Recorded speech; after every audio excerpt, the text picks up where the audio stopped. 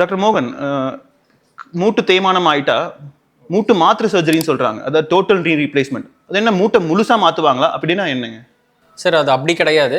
இப்போ நமக்கு மூட்டுன்னு எடுத்துக்கிட்டால் அதில் 2 பார்ட் இருக்கும். மேலே ஃபீமர்னு ஒரு போன் இருக்கும், கீழே வந்து டிபியான்னு ஒன்று இருக்கும். இப்போ நீ ரீப்ளேஸ்மெண்ட் அப்படின்னா நம்ம வந்து அதை ரீசர்ஃபேஸ் பண்ண போகிறோம். இப்போ ஃபீமர் போன்லேருந்து ஒரு 8 மில்லிமீட்டர் போனை மட்டும் ஷேவ் பண்ணி எடுத்துருவோம். ஸோ அதை வந்து நம்ம மேலே ஒரு இம்ப்ளான்ட்டு, கீழே டிபியா போன்லேருந்து ஒரு 8 மில்லிமீட்டர் எடுத்துட்டு அதுக்கு தனியாக ஒரு இம்ப்ளான்ட், இன்பிட்வீனில் ஒரு பாலிஎத்திலின் இன்சர்ட்னு சொல்லுவோம். ஸோ அதுதான் பண்ண போகிறோம். இது வந்து டோட்டலாக மூட்டை மாற்றுறது அப்படிங்கிறது கிடையாது.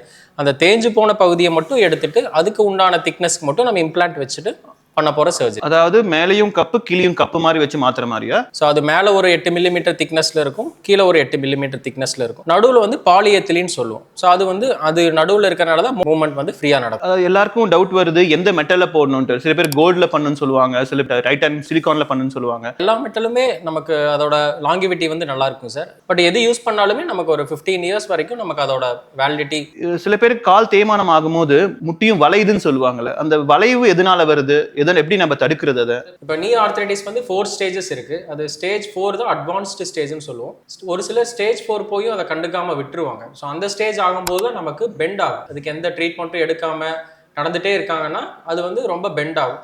சில பேர் சொல்றாங்க ஆயுர்வேத ஆயில் தரவுனா சரியாயிடும், லேசர் ட்ரீட்மெண்ட் பண்ணா சரியாயிடும், இந்த எக்ஸசைஸ் பண்ணுங்க சரியாயிடும்.